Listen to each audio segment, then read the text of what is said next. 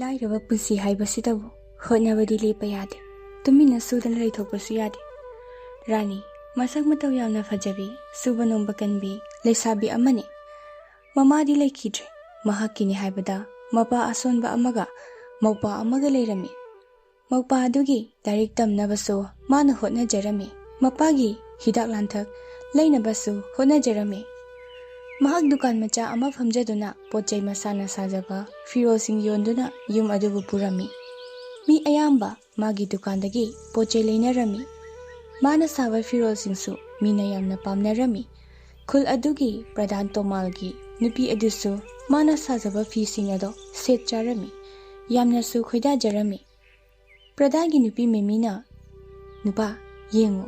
अखोय असे लेबा रानी से माना साबा फीसिंगसे सेटबा इनबा कयादा नुंगाइख्रे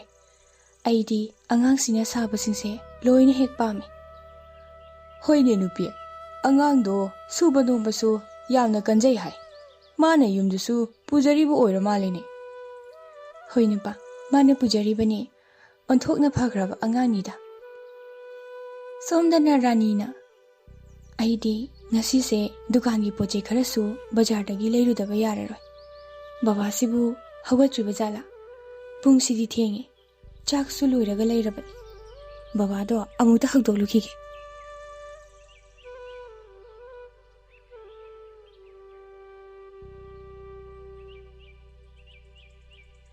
बाबा बाबा हवलबो थोइबा मचाना कौरकपदुदा मिकअप थोलक्लमी इचा थोइबिए बाबा हौगले करी लेरगेनी नंगबो बाबा ऐसे दुकान की पोचेसु बाजारदगी खरा लेरुदबा यार अदुना बाजार फावदे चलुखिगे तौबनी बाबा की चाकसे थिरमोरा यानीदा बाबा कोना तमना चागे हौजिकिदि चानिंग्र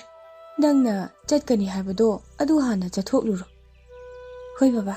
अदो आइदी प्रधानगी युमदसु यौरक्तोइने इचे मामी मीनासु मागी फी खरा पुरक्तबा यादे हाय अदुना मोइदसु चलंगमलगे आइना थेंगाअदि बाबा ननावदो कौरगा चाक चाथोअमुको होय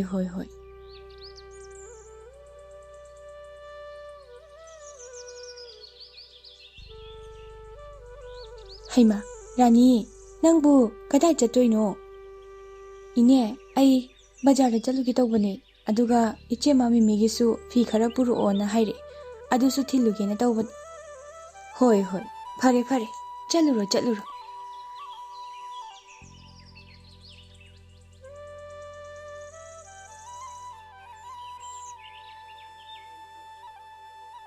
मसक फजरीबा सुबा नोंबसु कंजबा अंगांगनी होइने इचे अंगांगसे कयादा मराइबक थीख्रबा युमदुसु माना लोइना पुरिबनीने हा खंग्रेदा ममादु तंगा लेजरमदी असुमाइनसु वारम लोइदबनी मोपादो पोकपदा ममादुसु दुम लेखिज पिकना अवाबा कया खंगलक्लबनी इनाव नुंगाइतेदा यामना समना कंदा रानीना प्रधानगी मयुम यौरा अदुना इचे मम्मी मी लेब्रो हैमा इबे मरानी नंग लाइबरा चंगो funny इचेमा ngarangni aidi phida lawge hairamlaga adum lawba kawredana thembida lawba chatlucho haibani masu thabak tawringeida kawra male fare kadai nangna laklabani ne yengage phido haima sidi yam phajai ibe marani nangni hek sarakpase aidi yamna pamjare matang aduda nupa khara laktuna ichema iyambada miyoi khara na phuge tawrami hai akhoi myam lakpadagi nupa do chenkre तानब नंगहौद्रे हाय मरम खंगदब्रो कैगिनी हाइगे इचेमा अदुदे आई खंगजद्रे मयामसु मरांग तौरकपदुदा रानीना इचेमा आइसु चटलगे पैसादु पिबिरो आई बाबागी हिदाकसु लेखिगदबने इबेमा रानी नंग सावरनु ngasiगidi नंग चलो आई हयेंगदो थेंबीदा थिलालाआगे नंगी पैसादो रानी करीसु हाइबु ngamjadana mafam adudagi thulakle aduga ma yum thangnabi ritagi manakta laklami इंदोमजा पैसा लेरदी पैसा की पिबीबा ꯕꯕꯥꯒꯤ ꯍꯤꯗꯥꯛ ꯂꯩꯒꯗꯕꯅꯤ ꯑꯩꯅ ꯐꯤ ꯈꯔ ꯊꯥꯔꯨꯕꯗꯨꯁꯨ ꯄꯩꯁꯥꯗꯣ ꯍꯌꯦꯡ ꯄꯤꯒꯦ ꯍꯥꯏꯔꯛꯑꯦ ꯏꯕꯦꯝꯃ ꯑꯩꯁꯨ ꯄꯩꯁꯥ ꯑꯃꯠꯇ ꯂꯩꯇꯦꯅꯦ ꯅꯪꯕꯨ ꯍꯧꯖꯤꯛꯇꯤ ꯑꯩꯕꯨ ꯀꯗꯥꯏꯗꯒꯤ ꯂꯧꯔꯒ ꯅꯪꯉꯣꯟꯗ ꯄꯤꯒꯅꯤ ꯑꯩꯁꯨ ꯂꯩꯇꯦꯅꯦꯍꯦ ꯃꯄꯥꯟꯗ ꯉꯥꯡꯅꯔꯤꯕ ꯋꯥꯔꯤꯁꯤꯡ ꯑꯗꯨ ꯇꯥꯕꯗ ꯔꯤꯇꯥꯒꯤ ꯃꯆꯥꯅꯨꯄꯤ ꯊꯣꯛꯂꯛꯇꯨꯅ ꯏꯆꯦ ꯌꯥꯝꯗꯦ ꯁꯦ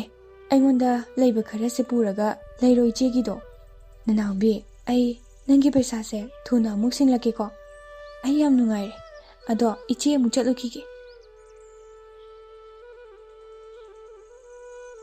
ꯔꯥꯅꯤꯅ ꯆꯠꯈ꯭ꯔꯕ ꯃꯇꯨꯡꯗ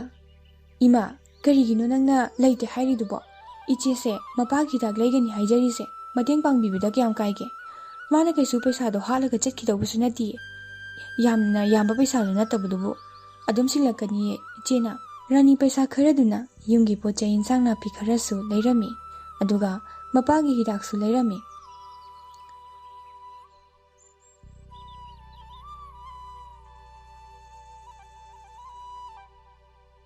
ꯕꯕꯥ ꯁꯦ ꯕꯕꯥꯒꯤ ꯍꯤꯗꯥꯛ ꯂꯩꯔꯛꯑꯦ ꯏꯆꯥ ꯊꯣꯏꯕꯤ ꯅꯪ ꯍꯜꯂꯛꯑꯕꯣ ꯅꯪ ꯐꯤ ꯌꯣꯜꯂꯝꯂꯕ꯭ꯔꯣ ꯍꯣꯏ ꯕꯕꯥ ꯌꯣꯜꯂꯝꯃꯦ ꯑꯗꯣ ꯄꯩꯁꯥꯗꯤ ꯄꯤꯔꯛꯇ꯭ꯔꯤ ꯄ꯭ꯔꯙꯥꯟꯗꯣ ꯁꯛꯈꯪꯗꯕꯅ ꯐꯨꯒꯤ ꯇꯧꯔꯝꯃꯦ ꯍꯥꯏꯌꯦ ꯂꯩꯀꯥꯏꯒꯤ ꯃꯤꯁꯤꯡꯅ ꯂꯥꯛꯄꯗꯒꯤ ꯁꯛꯈꯪꯗꯕ ꯅꯨꯄꯥꯁꯤꯡꯗꯣ ꯆꯦꯟꯈ꯭ꯔꯦ ꯍꯥꯏ ꯐꯥꯕ ꯅꯪꯍꯧꯗ꯭ꯔꯦꯌꯦ ꯀꯅꯥꯅꯕꯨ ꯑꯣꯏꯔꯤꯖꯥꯠꯅꯣꯅꯦ ꯍꯧꯖꯤꯛ ꯃꯇꯝꯁꯤꯗꯤ ꯃꯇꯝ ꯑꯃ ꯑꯣꯏꯔꯤꯅꯤ ꯏꯕꯦꯝꯃ ꯑꯩꯈꯣꯏꯁꯦ ꯆꯦꯛꯁꯤꯟꯁꯤꯀꯣ ꯍꯣꯏ ꯕꯕꯥ ꯑꯗꯣ ꯅꯅꯥꯎꯆꯥꯕꯨ ꯆꯥꯛ ꯆꯥꯈ꯭ꯔꯕꯣ ꯍꯣꯏ ꯏꯕꯦꯝꯃ ꯆꯥꯈ꯭ꯔꯕꯅꯤ ꯕꯕꯥ ꯑꯗꯨꯗꯤ ꯑꯩꯁꯨ ꯆꯥꯛ ꯆꯥꯊꯣꯛꯑꯒ ꯗꯨꯀꯥꯟꯗ ꯊꯣꯛꯑꯒꯦ ꯄꯣꯠ ꯆꯩ ꯈꯔꯁꯨ ꯁꯣꯠꯆꯤꯜꯂꯛꯑꯕꯅꯤ ꯏꯆꯦꯃꯅ ꯄꯩꯁꯥ ꯄꯤꯔꯛꯇꯗꯅ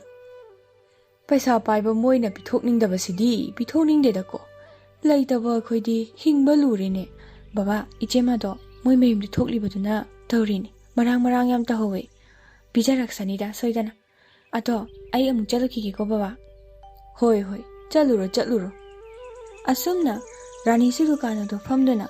ꯇꯦꯛ ꯃꯌꯨꯝ ꯑꯗꯨ ꯄꯨꯔꯝꯃꯤ ꯃꯧꯄꯥꯒꯤ ꯐꯤ ꯍꯨꯟꯕ ꯃꯄꯥꯒꯤ ꯍꯤꯗꯥꯛ ꯂꯩꯕ ꯃꯌꯥꯝꯁꯤꯗ ꯃꯍꯥꯛ ꯈꯔꯗꯤ ꯋꯥꯔꯝꯃꯤ ꯑꯗꯨꯕꯨ ꯁꯨꯕꯗꯤ ꯂꯦꯞꯄ ꯌꯥꯗꯕꯅꯤꯅ ꯃꯍꯥꯛ ꯂꯦꯞꯄꯝꯗꯦ ꯃꯄꯥꯒꯤ ꯑꯃꯗꯤ ꯃꯧꯄꯥꯒꯤꯗꯃꯛ ꯑꯦꯅꯤꯃꯦꯁꯟ ꯑꯁꯤꯕꯨ ꯌꯦꯡꯕꯤꯔꯤꯕ ꯃꯌꯥꯝ ꯄꯨꯝꯅꯃꯛꯄꯨ ꯀꯪꯂꯩ ꯁ꯭ꯇꯣꯔꯤ ꯃꯅꯤꯄꯨꯔꯒꯤ ꯃꯥꯏꯀꯩꯗꯒꯤ ꯇꯔꯥꯝꯅ ꯑꯣꯛꯆꯔꯤ ꯑꯦꯅꯤꯃꯦꯁꯟ ꯑꯁꯤꯕꯨ ꯐꯖꯅ ꯁꯦꯝꯅꯕ ꯍꯣꯠꯅꯕꯗ ꯑꯩꯈꯣꯏꯗ ꯃꯇꯝ ꯀꯌꯥ ꯑꯃ ꯆꯪꯕꯅ ꯈꯨꯗꯣꯡꯆꯥꯗꯕ ꯈꯔꯁꯨ ꯑꯗꯨꯃꯛ ꯃꯥꯌꯣꯛꯅꯩ ꯑꯗꯨꯅ ꯑꯩꯈꯣꯏꯅ ꯍꯥꯞꯆꯔꯤꯕ ꯅꯝꯕꯔ ꯑꯁꯤꯗ ꯃꯌꯥꯝꯅ ꯑꯉꯝꯕ ꯃꯇꯦꯡ ꯈꯔꯇ ꯑꯣꯏꯔꯕꯁꯨ ꯄꯥꯡꯕꯤꯌꯨ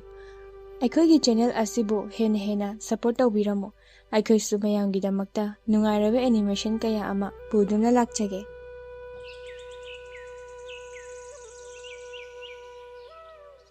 ꯅꯣꯡꯃꯗꯤ ꯗꯨꯀꯥꯟ ꯑꯗꯣ ꯃꯤ ꯈꯔ ꯆꯪꯅꯗꯕ ꯃꯇꯝ ꯑꯃꯗꯅꯤ ꯍꯨꯔꯥꯟꯕ ꯈꯔ ꯂꯥꯛꯇꯨꯅ ꯔꯥꯅꯤꯒꯤ ꯗꯨꯀꯥꯟꯗ ꯌꯥꯎꯔꯤꯕ ꯄꯣꯠꯆꯩ ꯄꯩꯁా ꯄꯨꯝꯕ ꯍꯨꯔꯥꯟꯗꯨꯅ ꯄꯨꯈꯤꯔꯝꯃꯤ ꯍꯦ ꯃꯤ ꯐꯠꯇ ꯍꯨꯔꯥꯟꯕꯁꯤꯡꯁꯦ ꯃꯈꯣꯏꯗ ꯏꯁꯣꯔꯅ ꯆꯩꯔꯥꯛ ꯄꯤꯔꯁꯅꯨ ꯍꯧꯖꯤꯛꯄꯨ ꯑꯩ ꯀꯗꯥꯏꯗꯒꯤ ꯄꯩꯁꯥꯅ ꯗꯨꯀꯥꯟ ꯑꯁꯤ ꯄꯣꯠ ꯍꯥꯞꯇꯧꯔꯤꯕꯅꯣꯕ ꯑꯗꯥꯏꯗ ꯂꯩꯕ ꯃꯤ ꯈꯔ ꯆꯪꯂꯛꯇꯨꯅ ꯏꯕꯦꯝꯃ ꯍꯨꯔꯥꯟꯕꯁꯤꯡ ꯑꯗꯨꯗꯤ ꯇꯥꯟꯅꯕꯗ ꯐꯪꯍꯧꯗ꯭ꯔꯕ ꯅꯨꯄꯤ ꯑꯃꯅ ꯑꯃꯨꯛ ꯍꯥꯏꯔꯛꯂꯝꯃꯤ ꯍꯣꯏ ꯇꯥꯗ ꯐꯪꯍꯧꯗ꯭ꯔꯦ ꯄꯣꯠꯆꯩ ꯄꯨꯝꯕꯁꯨ ꯍꯨꯔꯥꯟꯗꯨꯅ ꯄꯨꯕꯤꯈ꯭ꯔꯦ ꯑꯉꯥꯡꯁꯤꯅ ꯌꯨꯝꯁꯦ ꯄꯨꯅꯕ ꯍꯣꯠꯅꯕꯗ ꯇꯦꯛ ꯇꯧꯖꯔꯤꯕꯅꯤ ꯀꯌꯥꯗ ꯐꯠꯈꯤꯗ꯭ꯔꯕꯅꯣ ꯌꯦꯡꯉꯨ ꯃꯤ ꯐꯠꯇꯕꯁꯤꯡꯗꯣ ꯏꯁꯣꯔꯅ ꯁꯣꯏꯗꯅ ꯗꯟꯗꯤ ꯄꯤꯒꯅꯤ ꯑꯁꯨꯝꯅ ꯕꯤꯅꯥ ꯊꯋꯥꯏ ꯅꯨꯡꯉꯥꯏꯇꯅ ꯌꯨꯝꯗ ꯍꯜꯂꯛꯂꯦ ꯃꯄꯥꯗꯁꯨ ꯋꯥꯔꯤ ꯄꯨꯝꯕ ꯇꯝꯂꯝꯃꯤ ꯊꯣꯏꯕ ꯋꯥꯔꯤꯗꯨ ꯇꯥꯕꯗ ꯌꯥꯝꯅ ꯅꯨꯡꯉꯥꯏꯇꯅ ꯏꯆꯥ ꯊꯣꯏꯕꯤ ꯇꯣꯛꯑꯁꯦ ꯃꯈꯣꯏꯁꯨ ꯏꯁꯣꯔꯅ ꯁꯣꯏꯗꯅ ꯗꯟꯗꯤ ꯄꯤꯖꯔꯅꯤ ꯏꯄꯥꯁꯨ ꯏꯆꯥꯒꯤ ꯃꯇꯦꯡ ꯄꯥꯡꯕ ꯉꯝꯗꯦ ꯑꯗꯨꯅ ꯏꯄꯥ ꯀꯔꯤ ꯍꯥꯏꯒꯗꯕꯅꯣ ꯈꯪꯗ꯭ꯔꯦ ꯐꯠꯁꯨ ꯐꯠꯇꯦꯗ ꯍꯦ ꯃꯤꯑꯣꯏꯕ ꯁꯨꯅꯤꯡꯗꯅ ꯅꯨꯡꯉꯥꯏꯕ ꯄꯥꯝꯕ ꯃꯤꯒꯤ ꯑꯐꯕꯗꯁꯨ ꯀꯂꯛꯅꯔꯤꯕ ꯃꯈꯣꯏꯅ ꯁꯨꯕꯗꯤ ꯀꯔꯤ ꯀꯥꯏꯒꯦ ꯃꯤꯒꯤ ꯁꯨꯕꯗꯁꯨ ꯀꯂꯛꯇꯅ ꯇꯧꯔꯤꯁꯤꯕꯣ ꯕꯕꯥ ꯑꯩꯕꯨ ꯍꯧꯖꯤꯛ ꯀꯗꯥꯏꯗꯒꯤ ꯄꯩꯁꯥꯅ ꯗꯨꯀꯥꯟ ꯑꯁꯦ ꯍꯥꯡꯒꯅꯤ ꯗꯨꯀꯥꯟ ꯑꯁꯦ ꯍꯥꯡꯗ꯭ꯔꯕꯗꯤ ꯌꯨꯝꯁꯦ ꯑꯩ ꯀꯔꯝꯅ ꯄꯨꯒꯅꯤ ꯅꯅꯥꯎꯆꯥꯅ ꯀꯔꯝꯅ ꯃꯍꯩ ꯇꯝꯍꯟꯒꯅꯤ ꯏꯆꯥ ꯊꯣꯏꯕꯤ ꯌꯥꯔꯦꯁꯦ ꯇꯣꯛꯑꯣ ꯀꯔꯤꯅꯣ ꯑꯃ ꯈꯟꯅꯔꯁꯤ ꯁꯦ ꯊꯣꯛꯈ꯭ꯔꯕꯗꯤ ꯊꯣꯛꯈ꯭ꯔꯦꯗꯅ ꯇꯟꯖꯥ ꯑꯗꯨꯗ ꯃꯄꯥꯟꯂꯣꯝꯗꯒꯤ ꯃꯤ ꯀꯧꯔꯛꯄꯒꯤ ꯃꯈꯣꯜ ꯇꯥꯔꯛꯂꯝꯃꯤ ꯔꯥꯅꯤ ꯊꯣꯛꯂꯛꯇꯨꯅ ꯌꯦꯡꯂꯝꯃꯤ Ibema Rani, ai laꯛꯏꯅꯤꯅꯦꯍꯦ. Ichema, kakhatpiroo somda. Thajadana, Ichema na lakbibasibu.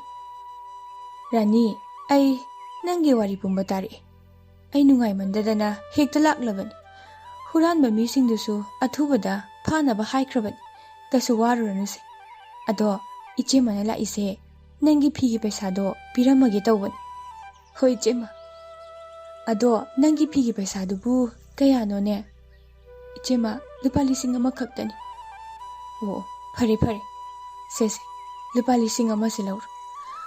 Aduga ne, se, lising mga sina, aina nangbu nungsiduna pibani.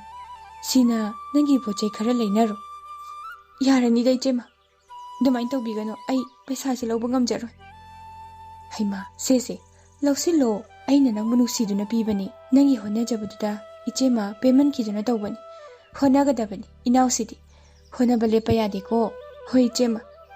Phare, adudi aiso amuk chaluki. Rani, nang wakal hantaganu ko. Akhoi mayam lairisidi kaisu khanganuse. Asumna pradhangi nupi ado mating khara pangbiramduna chatkirami. Rani paisa kharaduna pochai khara hapchaba ngamlagli. Aduga hanagumna mahak yum puba hawraklami. Matamna asum hawkibana maupa nupasu chawraktuna machegi mating pangduna mapabusu ningthizana layenglami. Aduga makhoi punna suminaduna makhoigi imung ado hena nungaiba chakhotpa imung ama haibado oikhirami.